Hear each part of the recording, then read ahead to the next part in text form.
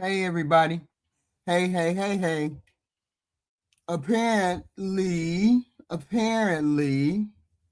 I had to go live on something else because I wasn't sure about how to go live on what I wanted to say. Uh, it was supposed to be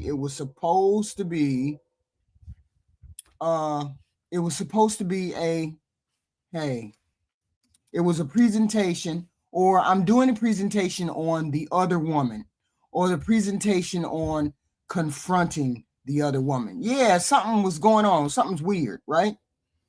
So this presentation was about confronting the other woman. And I was saying, let me start my presentation over again. It's not that long. Okay. Why would a person not confront the other woman? It depends on the situation. If someone has interfered in your relationship or family, addressing them might seem like the right thing to do. However, there are reasons why you should not confront the side piece, the other woman, the mistress. Those are all the same names for one woman. Number one, reason why you shouldn't confront the other woman is because they're not the real problem. The person who betrayed you, your partner, your wife, your husband, is the person that's responsible for their actions. The homeworker didn't have a commitment to you. Okay. They didn't have a commitment to you. So therefore, you shouldn't be confronting that person. The accountability lies with the partner, the person who is responsible in the marriage. Okay. That person is your wife or your husband. Number two, she may or may not know.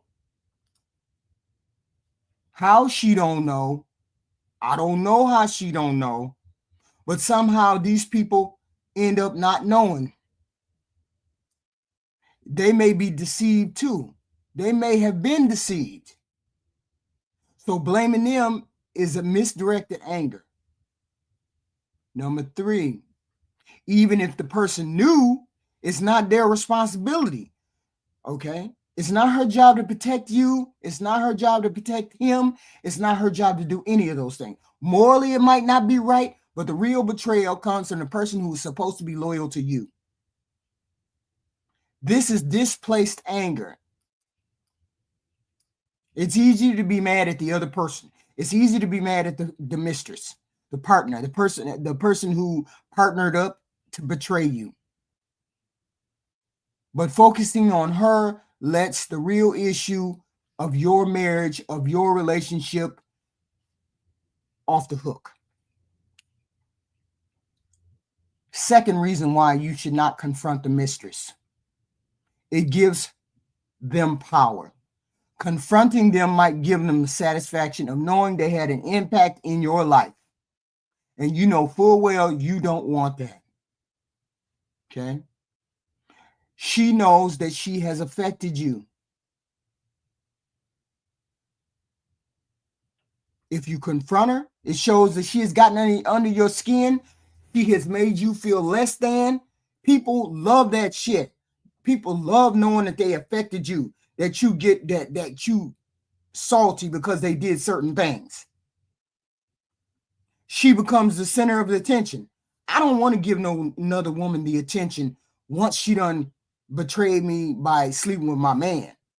Instead of becoming keeping the focus on your relationship and the person who betrayed you, you shift attention to this person, and this person becomes more important than they supposed to. This also allows this person to have to control the narrative. Now we got all the focus on this person saying whatever they want to say. She manipulating the situation, manipulating him, manipulating other people against you, twisting your words, twisting his words, twisting what happened, exaggerating all the details. You don't give her that power.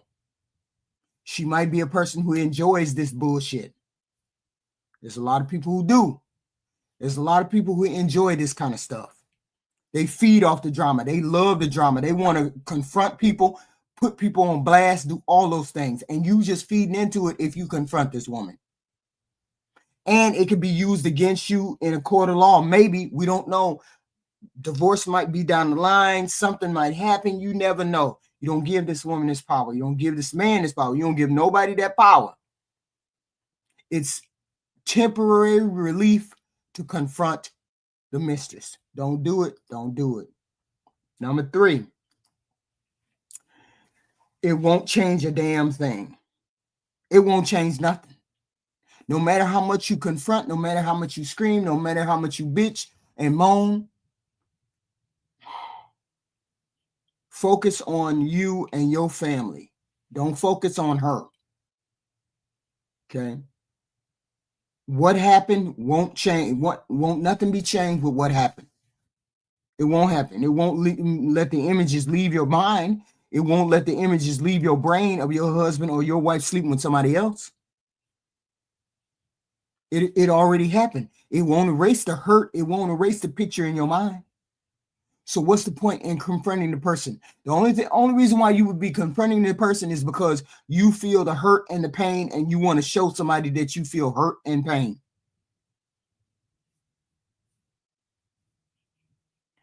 It can also backfire on you emotionally, right?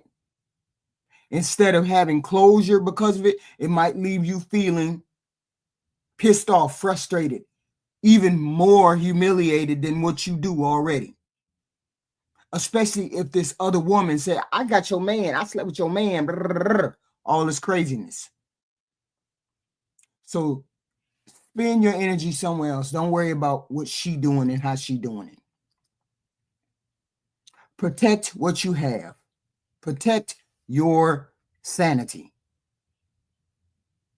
Okay? Confrontation and jealousy and drama, it just messes with your well-being. It doesn't do you any good to be confronted by this person, or to confront this person, or to have a say with this person, or to feel betrayed by this person. It does you no good to deal with that person in any way, shape, or form. So if you need closure, I get it. It may be your choice to do it. Okay. It might even blow your self-respect and anger and everything else up if you confront this person instead of just leaving it alone, letting it do what it do. Okay. But that being said, you know I'm petty HR. I'm petty HQ. I'm petty HQ. Confrontation can probably help me process what I need to process. Bitch, did you try it?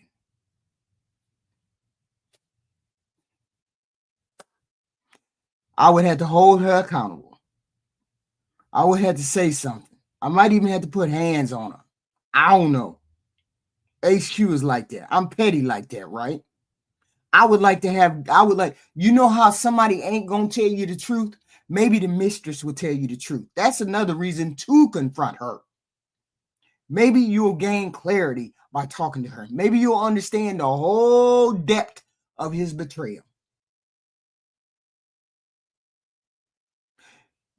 3, 4, it might help you confront her and tell her she better not come around your house no more. Otherwise, I'm going to put some lead on her. It might help you regain your power. It might help you regain your self-respect. It might help you regain something. I know it would make me feel good because I'm petty like that. And then again, it might prevent her from coming around again and doing the same thing to you again. She might have been lied to. So maybe it'll scare her off. She might choose not to even get involved with anything related to this person. All kinds of things can be happening. You never know. Sometimes you got to confront them and sometimes you don't. But the best route and the best course is not to confront this person. Because this person does you no good, wants no good for you. And they're not the person who had a relationship with you anyway. Okay. This person never had a relationship with you. So therefore, you have no reason to talk to this person. You have no reason to confront this person. You have no reason to say anything to this person. And this is a part of the marriage series. I'm not saying getting cheating on is normal. What I am saying is you have choices when you get confronted by a mistress or you get confronted by something like this, and you want to say yes, no, maybe so. Do I want to talk to her? Do I want to confront her? Do I want to have a say in how this relationship goes? Do I want the full context of why this person cheated on me? It depends on you. It depends on whether you want to know the truth, whether you want to know all the facts, because sometimes partners won't give you all the facts. Partners are going to lie about what's going on, how deep the relationship went, how long they've been having sex, how long have they been doing this, that, and the third. You never know until you maybe she's the best person to talk to. Because sometimes a man ain't going to tell you. A man will never tell you sometimes. And then you're stuck out there wondering, wishing, hoping this ain't the case. So therefore, maybe it is a good thing that you confront this person. Maybe it is a good reason why you need to say, yes, I need to go and talk to you. I need to come and talk to you. Okay? That's all I'm saying. In a relationship, these things happen. I'm not saying it's good or bad, Y or Z, bad, ha, ha, ha, ha. I'm not saying none of that. What I am saying is, if you don't want the drama and you understand all the context of what happened, you don't need to confront anybody.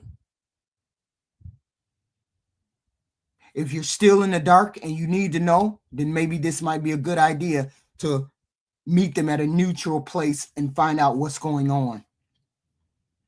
Because I believe communication is key in a relationship, even if it's bad communication, even if it's things that you don't want to hear. Okay, no wife wants to hear that she drove her husband to cheat on her.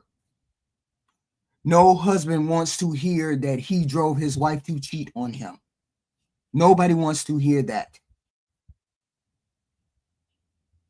So therefore, it's a good idea to maybe figure out what's going on, and maybe a confrontation with the mistress might be a good thing. I don't know. This is just one of those little tidbits I was thinking about today, where a lot of people get cheated on. A lot of people get cheated on. And I'm saying a way to confront or not to confront, you never know. Hey, you never know. I know. I mean, I was in that before I got married, I had a boyfriend. I had a boyfriend who I was at college. And he liked to run around. I didn't know he liked to run around. I didn't know he liked to do all of that. So I never confronted him or her or nothing else. I just walked away. I walked away, right? I walked away without the confrontation. But it just depends on the circumstance. If you feel like you need to confront that person, if you feel like you need to have more details, then have a talk with that person. But if you don't feel like you need to have any more details and he's giving you all the details, then you should be okay. I mean, I'm one of those people. I'm going to ask you about the truth. I'm going to ask you. I'm going to confront you. Hey, what's going on? If you tell me the truth and I believe you, I'm going to leave it right there and I'm not going to go further. But if I don't believe you, I'm going to tell you I'm going to talk to the other person because I don't believe what you're saying.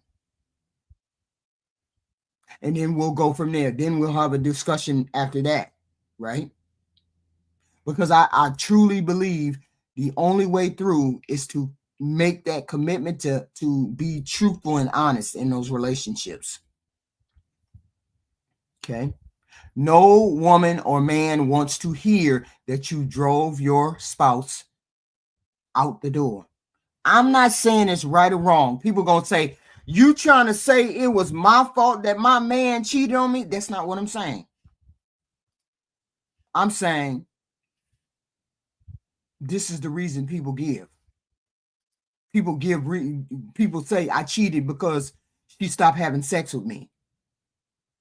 Or I cheated because he did something to turn me off. Or I cheated because, right?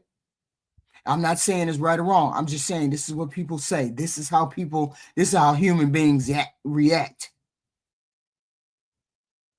So this is a part of that wife series where us facing reality. I'm not saying that it'll happen to you, but I am saying people get betrayed and they don't mean to get betrayed, but they get betrayed. They don't mean to betray people, but they do. You don't mean to betray your wife, but you do. You don't mean to betray your husband, but you do.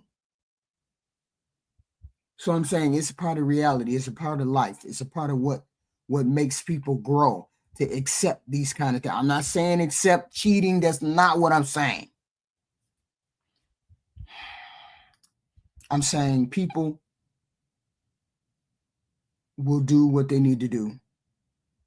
And if that means seeking affection other places, then they will do that. No, we don't want it to happen. We don't want it to happen, but it happens. Okay? And I'm one of those people that truly believes there's respectful cheating and there's disrespectful. And I get it. They're both disrespectful. I get it. But John bringing a woman into my bed, my husband bringing a woman into my bed, sleeping with a woman in my bed, in my house, is a different disrespect than him going, when he goes out of town with the boys, he cheats and I never find out. That's a different type of disrespect. That's all I'm saying. I'm not saying anything. I'm saying that's a different type of disrespect. This is more this one where he brings a woman home into my bed. That's more disrespectful than the one out of town. I'm just saying for me. It's more of a disrespect if you bring the girlfriend side piece home and sleep with her. And I don't know how people feel about that, but that's the way I feel. Okay. Yeah, I just redid my hair a little while ago. I just had it redone. They just redid it. Yeah. So I'm saying it's not okay. It's not okay. It's not okay. It's not okay. I'm not saying it's okay. Well, how would you feel if the husband cheated with your best friend as opposed to somebody that was out of town? That's a different level of disrespect. That's what I'm saying. It's a different level of disrespect, right? We don't want either one. We don't want either one. But I'm saying that's a level of disrespect. You know what I'm saying? That's a different level of disrespect. You slept with my best friend. We did all these things together. We had this life together. We had this friendship together. And you sleep with my best friend. My husband sleep with my best friend. That's a different level of disrespect than if I never knew about it and the person was out of town. You understand what I'm saying? I mean, you understand what I'm saying? It's a different level. And when I say there's disrespectful cheating and respectful cheating, I'm not making one worse. I'm just saying one would cut me more. There you go. One would cut me more. Okay. So when we talk about disrespect, let's not focus on the disrespect. Let's not focus on yeah.